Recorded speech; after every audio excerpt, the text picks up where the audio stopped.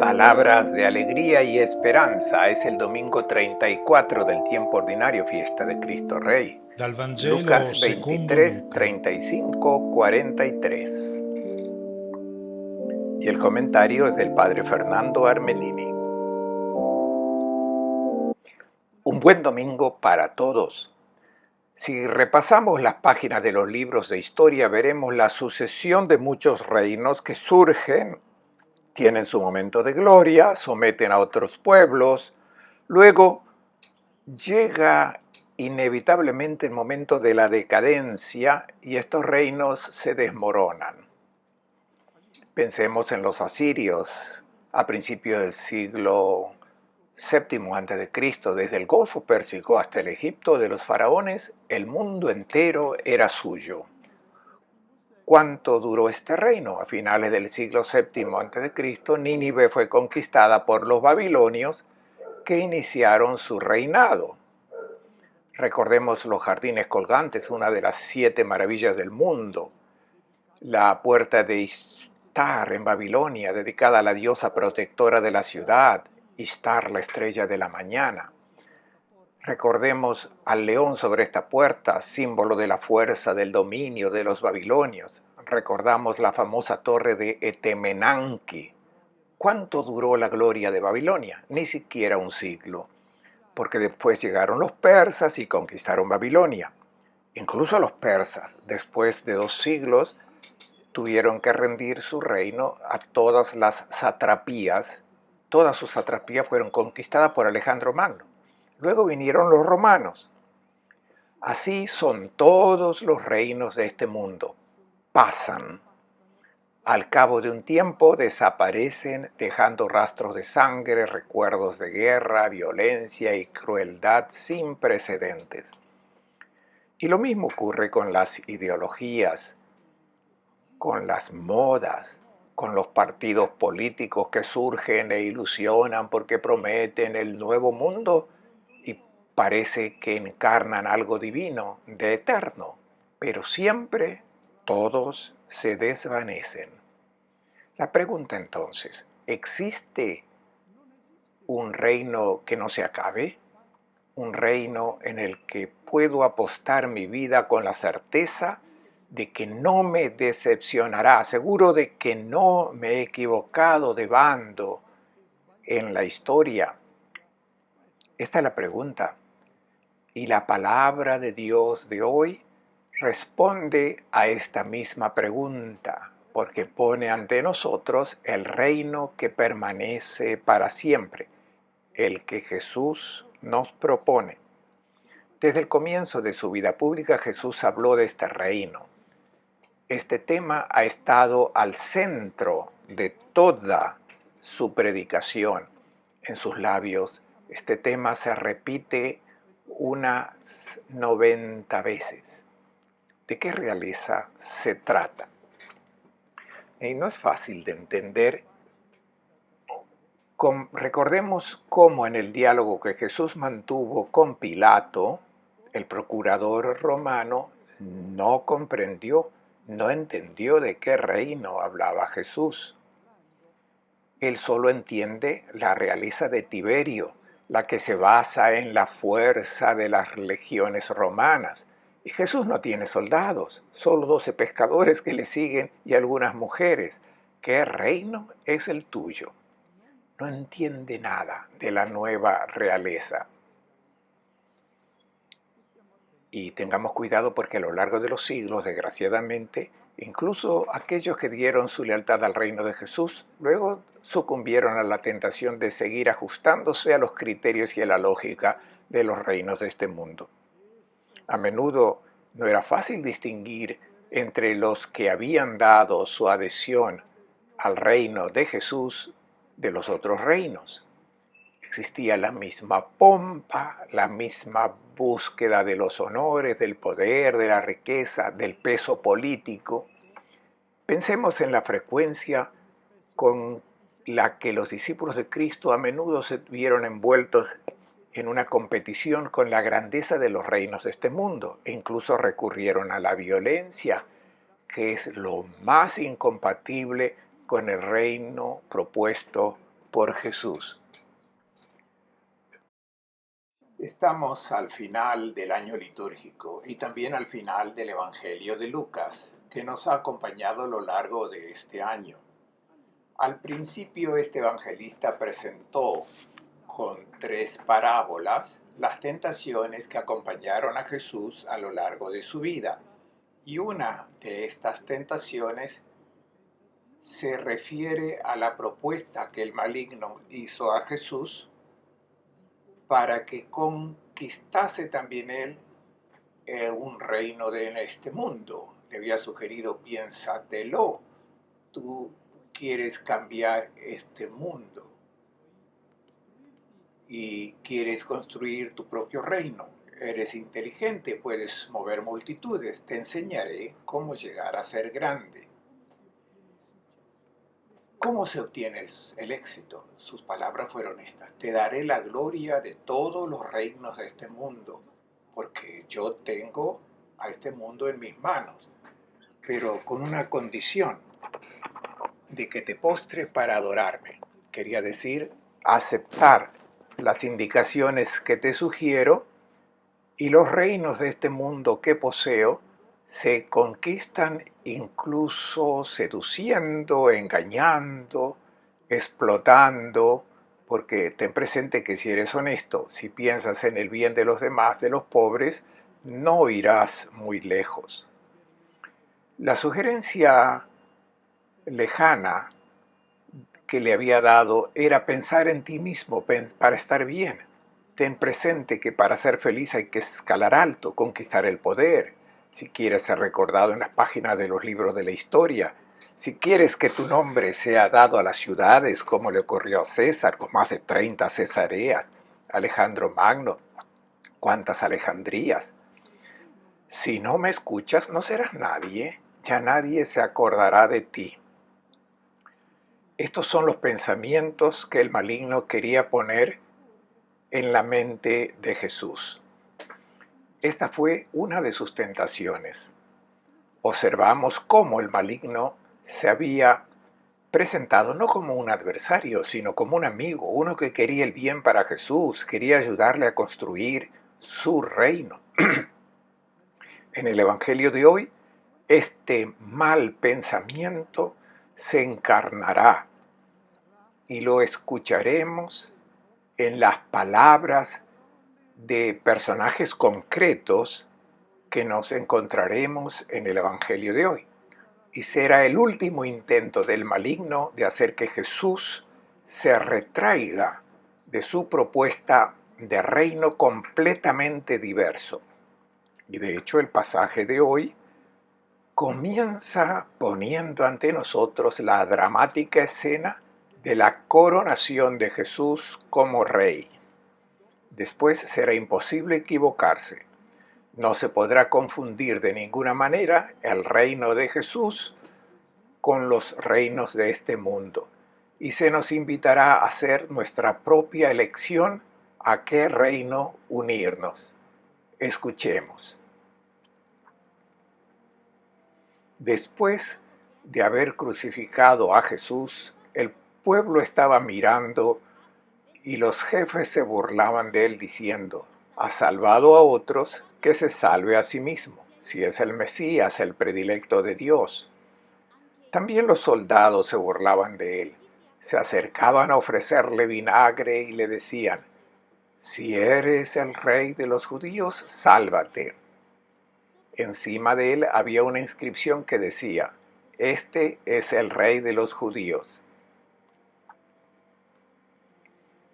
Anteriormente vieron al fondo el cuadro de la coronación de Carlomagno por el Papa León III.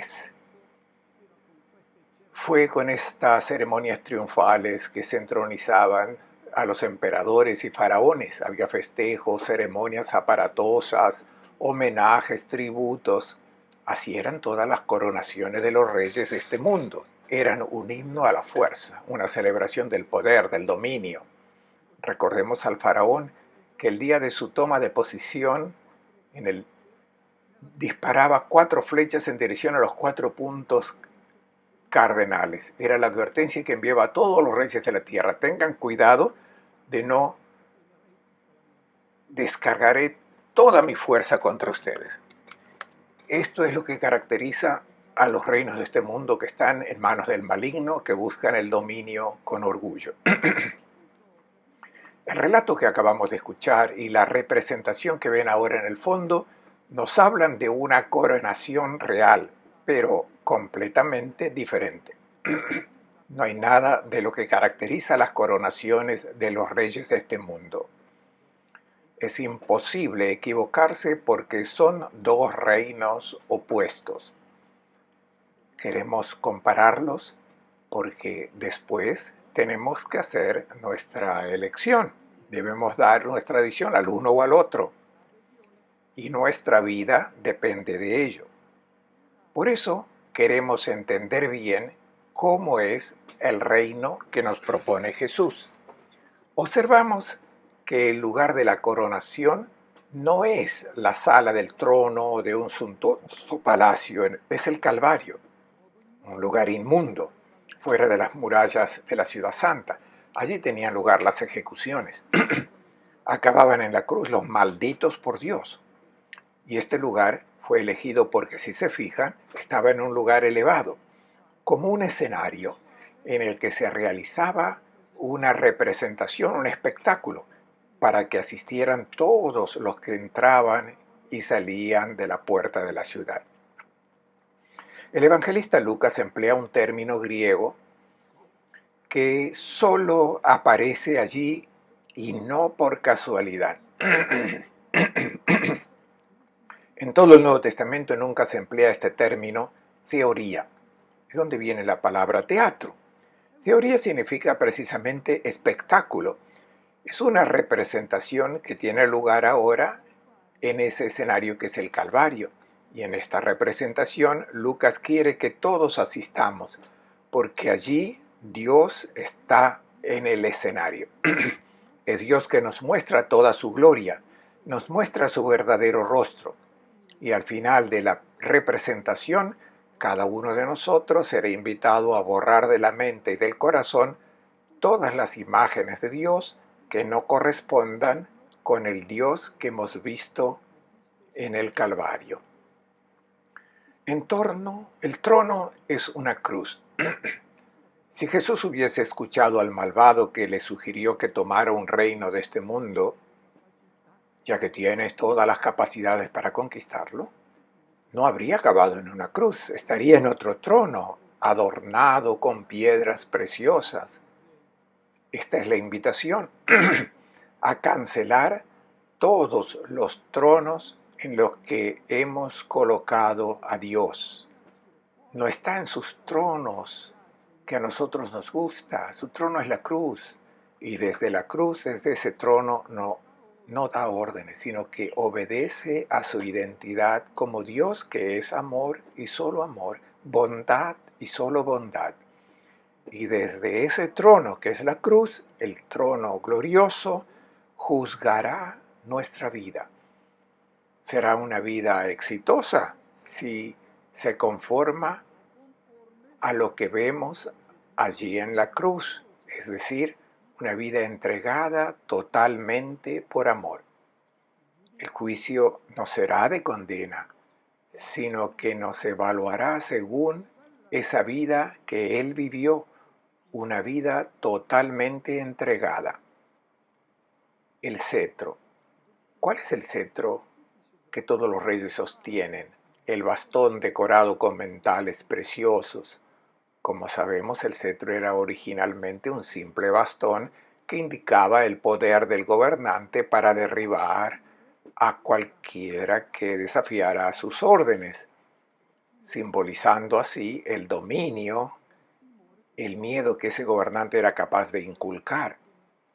Las manos de Jesús están clavadas. Nunca tocó ninguno de estos cetros que todos los gobernantes del mundo empuñan para golpear. Él nunca golpea a nadie, es golpeado y nunca reaccionará. Nunca golpeará a nadie con castigos a los que se han desviado.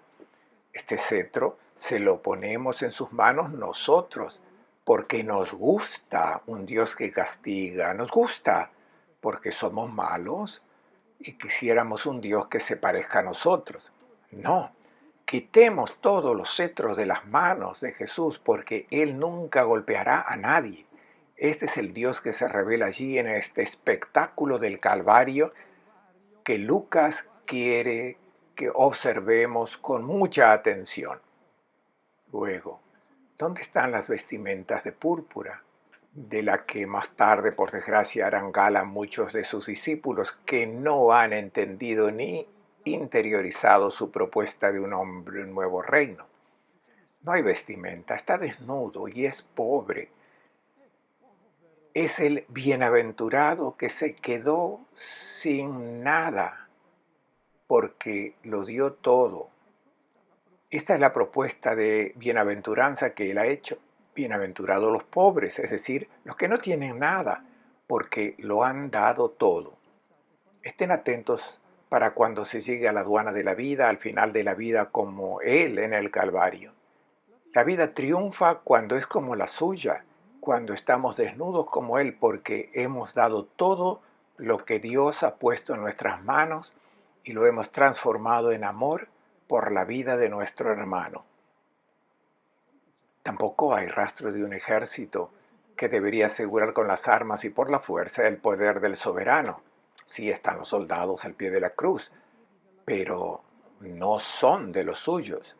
Ya lo había dicho Pilato, si mi reino se fundara sobre los criterios de este mundo, en el reino de Tiberio en los que tú, Pilato, crees, mis discípulos habrían tratado de reaccionar con armas. No, Jesús no conoce este ejército. Y antes que a Pilato, ya lo había dejado claro a Pedro, que no es con la espada que el nuevo reino se establece en el mundo. Los guardaespaldas, dos criminales, que son condenados al mismo castigo, y él en el centro. Observen bien entre quiénes se encuentra Dios. Se encuentra entre dos criminales, y dice bien la carta a los hebreos, hablando de Jesús, nuestro hermano, que no se avergüenza de llamar hermanos a los dos que tiene a su lado. Nos damos cuenta de cómo el Dios que vemos allí en el Calvario, que estamos contemplando, es completamente diferente de lo que nos imaginamos. Cuando el Hijo de Dios vino a mostrarnos su rostro en este mundo, cuando aparecieron las primeras personas que tenía a su lado, de quien no se avergonzaba de llamar hermanos, eran los impuros de la tierra, los pastores. Luego, cuando creció, se dirigió junto a los pecadores para el bautismo. Y recordemos que el bautista dijo, estás fuera de lugar, debes estar con los justos. Y él dijo, no, ahora ha comenzado una nueva justicia. Este es el Dios que se revela allí en el Calvario. Está en medio a dos criminales. Este es nuestro Dios. La corona. Es una corona de espinas. Recordemos que tras la conquista de Jerusalén, los cruzados habían planeado coronar al rey Balduino en el Calvario. Habían hecho una cruzada para conquistar este lugar sagrado. Menos mal que alguien tuvo el buen sentido común de decir no hagamos este gesto blasfemo. Y de hecho se decidió coronarlo en la Basílica de Belén el 25 de diciembre del año 1100.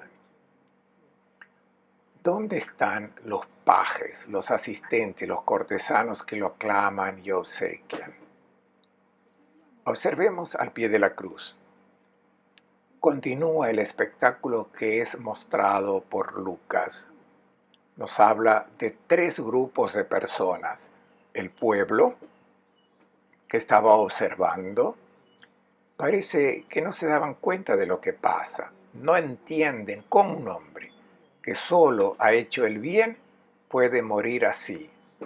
Lo matan y él no reacciona. Inmediatamente después el evangelista Lucas notará que todas las multitudes que habían acudido a este espectáculo, a la teoría, pensando en lo que habían visto, regresaban golpeándose el pecho. Esta es la invitación que se nos hace, repensando en el espectáculo que Lucas nos hace presenciar. Al final nosotros también debemos alejarnos golpeando el pecho por haber ofendido a Dios con nuestros pensamientos, con las máscaras que hemos colocado en su rostro. Este pueblo representa a todas las personas bien dispuestas que desean comprender el nuevo reino de Dios, pero no lo logran porque los que deberían iluminar esta multitud sobre la verdadera realeza están a su vez totalmente absortos en la búsqueda de la grandeza de este mundo y por tanto no pueden guiar a este pueblo que quisiera comprender lo que está sucediendo y a qué reino es bueno unirse. Segundo grupo. Los líderes se burlan de él y dicen, salvó a otros, que se salve a sí mismo, si es el Cristo, el elegido. Estos líderes son los verdaderos responsables, los que sostienen el viejo reino que presiden, son los dominadores. No quieren que el viejo reino termine y se instaure un nuevo reino, lo desafían. ¿Por qué Jesús no baja de la cruz? ¿Por qué no hace el milagro para que todos le creyeran y desearíamos creer también nosotros? Seamos sinceros, que baje y haga pagar a los que le desafían. Este es el Dios que no existe, es el Dios que nos gusta, el Dios que muestra toda su fuerza, pero este Dios es incompatible con lo que se nos revela allí en el espectáculo del Calvario. El Dios del Calvario es el Dios que ama a todos, incluso a los que lo combaten. El Dios que aunque uno no confíe en su palabra y lo insulte, Él sigue amándolo, lo perdona, porque es un Dios que salva, y eso es todo. La propuesta del maligno era precisamente la de replegarse sobre sí mismo. Piensa en ti mismo. Este es el maligno que a través de la boca de estos líderes del pueblo continúa con su propuesta. Sálvate a ti mismo, emplea todas tus habilidades en el servicio de ti mismo. Mientras que el verdadero Dios, en lugar de eso, solo piensa en amar. Los soldados se burlan de él, competían para darle vinagre. No eran romanos, eran soldados sirios, eran pobres hombres arrancados de sus familias y de su tierra y enviados por poco dinero a cometer actos de violencia contra un pueblo con una lengua, costumbres, religiones diferentes y lejos de sus familias, sus esposas y de sus hijos. Habían perdido todos los sentimientos humanos y descargaban su decepción contra los más débiles que ellos. Angustiaban al pobre pueblo. Eran víctimas del loco designio del reino antiguo donde solo cuenta la fuerza. Y por eso dicen, si eres el reino de los judíos, sálvate a ti mismo. También ellos lo repiten por segunda vez, piensa en ti mismo. Han sido educados en creer solo en la fuerza, y los que confían en las armas respetan a los que ganan y se burlan de los perdedores. Y Jesús está en el lado de los perdedores. Encima de él había una inscripción, este es el rey de los judíos. Es toda una parodia de la realeza de este mundo. El evangelista Juan notará la ironía de la inscripción colocada por Pilato, porque los líderes del pueblo harán sus quejas. No escribas que es el rey de los judíos, sino que él dijo que es el rey de los judíos. Y Pilato responderá, lo que está escrito, escrito está, permanece, Rey de los judíos. Pilato no lo sabía, pero decía la verdad. Él es el que cumple la escritura, es él el rey esperado. Pero aquellos que creían poseer el conocimiento de las escrituras se habían equivocado, seguían pensando en un Mesías según sus propios criterios, y sus criterios no eran los criterios de Dios. Los criterios del Mesías de Dios los vimos allí en el Calvario. Ese es el Mesías que salva y nos salva cuando nos dejamos liberar sobre el replegarnos sobre nosotros mismos y abrir nuestro corazón al amor incondicional por nuestro hermano o hermana, aunque sea el que nos quite la vida. El evangelista Lucas nos ha presentado la nueva realeza. Es el espectáculo que hemos presenciado. Ahora se nos invita a hacer la elección. Al lado de Jesús hay dos malhechores.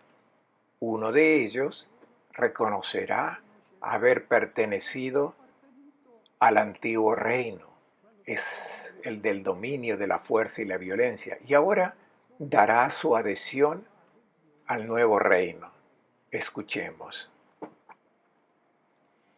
Uno de los malhechores crucificados lo insultaba diciendo: ¿no eres tú el Mesías? Sálvate a ti y a nosotros.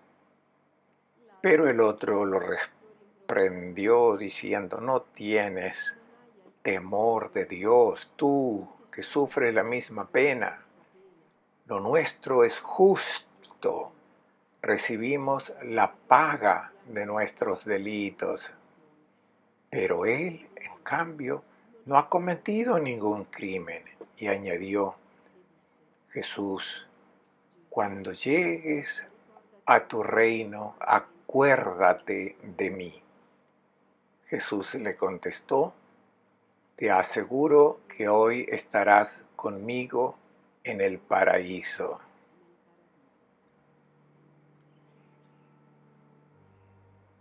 La revelación de Dios no ha terminado. Lucas nos invita ahora a contemplar a Dios entre dos criminales y a escuchar la propuesta que el primero de esos criminales hace a Jesús, que le dice: si eres el Mesías, sálvate a ti mismo y a nosotros.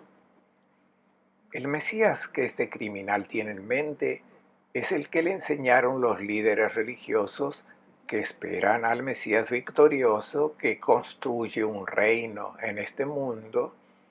Y este criminal luchó por uno de estos reinos y perdió. Y le dice a Jesús: si eres el Mesías, lo hacemos juntos, sálvate y sálvanos.